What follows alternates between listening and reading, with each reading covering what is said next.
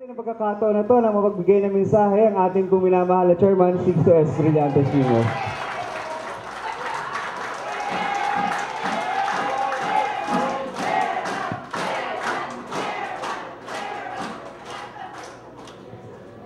Magandang hapon sa inyong lahat.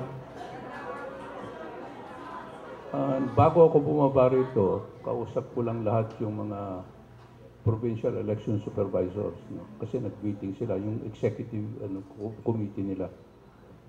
So, alam ko na yung sasabihin nila, yun din naman ang hinihingi nyo.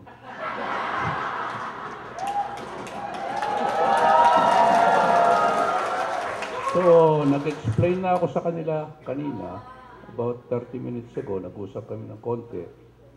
Sabi ko, bababa na ako dahil napaliwanag ko na sa inyo, papaliwanag ko na rin doon sa taong bayan. Kayo, taong bayan ng COMELEC, no? So, alam ko naman kung ano reklamo nyo. Actually, about a few months ago, kausap ko na yung inyong mga leaders.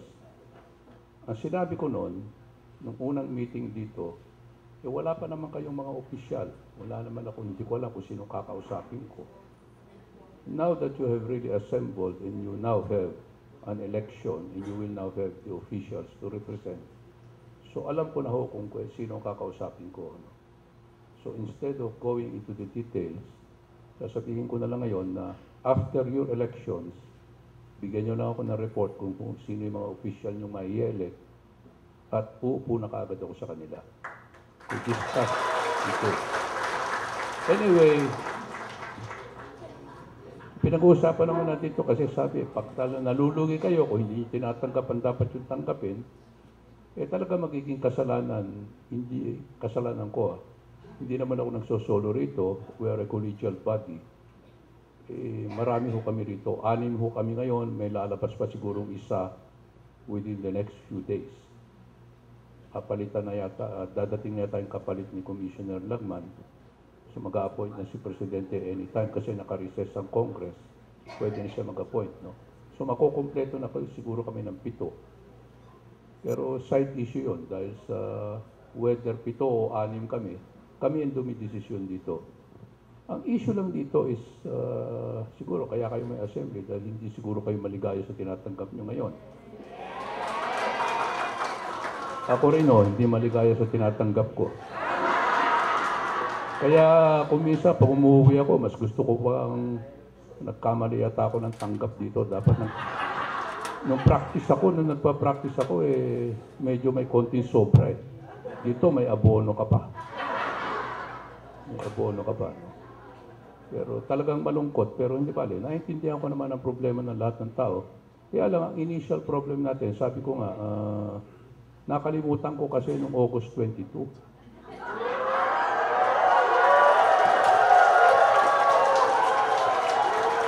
Nakalimutan ko yun at kung nakalimutan mo na, kalimutan na natin lahat.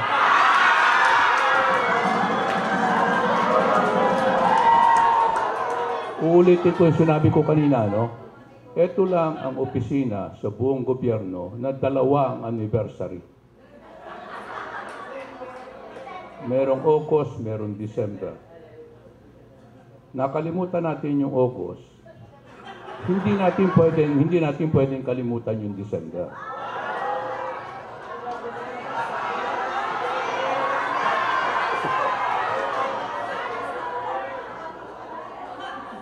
Hindi rin natin pwedeng kalimutan yung Undas.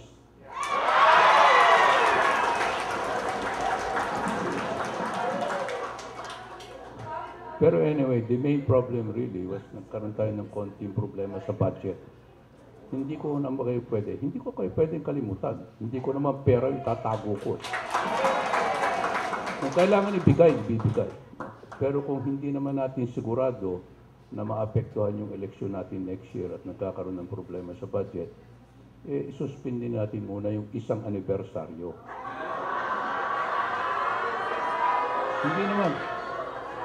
Hindi ko naman kayo makakalimutan. Maganda naman. Tulungan niyo ako for the 2013 elections. Kalimutan na ho natin muna yung August. Nakalampas na. September na tayo ngayon. At ang pangako ko naman sa inyo, babawi tayo doon sa nakalimutan natin. tapusin ko lang ho yung problema sa budget. Yun, sinasabi nga ni Congressman Casino, tinulungan na kami ng House kasi we breezed through the budget both in the committee at saka sa plenary. Tapos na kami. Sa Senate, pinahihirapan pa kami ng konti dahil marami kami kaibigan senador.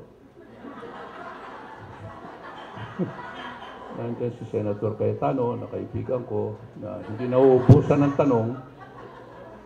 Nandiyan si Senator Drilon, na committee chairman, na hindi rin nauubusan ng tanong.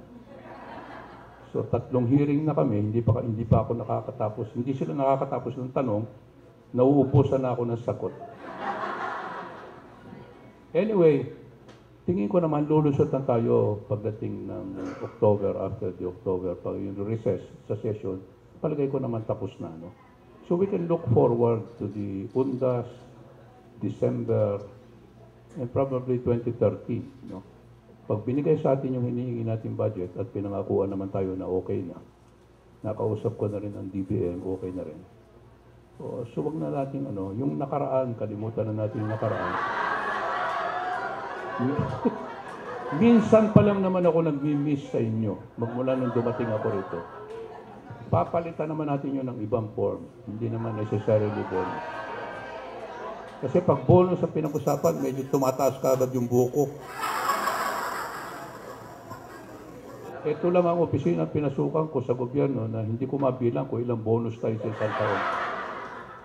Makalimutan mo lang isa, gera na. Hindi ko naman kinakalimutan, talaga sinadya ko lang, nakalimutan. So wala tayong magagawa. Anyway, with your officials to be elected now, I promise, as soon as you finish your elections, I will be talking to them immediately. Bigay ko lang yung detalya kasi hindi ko ma-explain dito, matagal na kwentuhan. Matagal na kwentuhan. So everybody will understand. I talked to the officials of the PES Association, yung grupo ng ating mga provincial election supervisors. In-explain ko na kanina sa kanila. Sabi ko, bababa muna ako ron para explain ko rin ng malabo para hindi na maintindihan masyado. After this, maintindihan nyo naman siguro. In fact, your own provincial election supervisors should be sitting down with you also para mapaliwanag lang nila sa inyo. Hindi ho namin talaga gusto. Sinasabi ko nga, hindi ko pera ito. Kung talagang may pera tayo, bibigay ko sa inyo lahat. Bakit naman hindi? Maghihirap tayo umpisa ngayon hanggang next year, preparasyon sa eleksyon. Dapat naman, meron tayong konting extra. Huwag lang ho natin ipitin ngayon at this point where we are still discussing the budget dahil natatanong kami saan ba napupunta, bakit napakarami. So, wag na muna. Tignan natin. Pero babawiin ko nga, sinabi ko na, babawiin ko. Kung hindi ngayon, malapit na, siguro konting buwan na lang, mga 1-2 buwan. As soon as you hear na okay na tayo sa budget natin, then we will sit down again with your officials, no? Para tapusin na natin lahat ito. Tinitingnan ko nga ngayon, medyo marami-rami. Last time na nag-meeting dito wala pa yatang kalahati. Dumadami na kayo. Sa susunod na taon, doon na tayo sa Luneta mag-meeting. Hindi, sige. Okay, so tapusin ko lang. Tapusin lang namin yung budget namin. As soon as we get the approval, then we can start sitting down, discussing details. No? Basta ang bawian lang, nakalimutan na natin, babawiin natin sa iba. Yun lang ang pangako ko, at least at this time. Gustong-gusto ko nang bitawan lahat Kaya lang, hindi ko alam kung may bibitawan akong pera hanggat hindi na-approve ang budget. So, maraming salamat sa inyo. At ayoko na nga sanang bumaba, baka ibitin ako rin ng mga tao. Pero hindi, okay lang. Talagang ganun ang buhay. Sabi ko nga, first time ako nag-miss, sana naman hindi na tayo magkaroon ng konting problema pang ganito. Hindi ko rin ina-expect, pero kailangan ko rin ng tulong nyo. Na kung hindi tayo magsasakripisyo pare-pareho, kawawa naman tayong lahat. Baka lalo tayo mapaginitan at hindi tayo bigyan ng masyadong konting tulong ng nagbibigay sa atin ng pera, gobyerno. Pag meron din tayo. Pag wala, konting sakripisyo. Hindi pa naman kami pumapalya, tuloy-tuloy pa rin naman. Election year next year, makakabawi tayo ng konti sa mga overtime natin ng ano. Diba? Lalaki ang take home natin. Hindi natin pinag-uusapan ng basic, ha? Pinag-uusapan natin yung basic take home ang pinag-uusapan natin.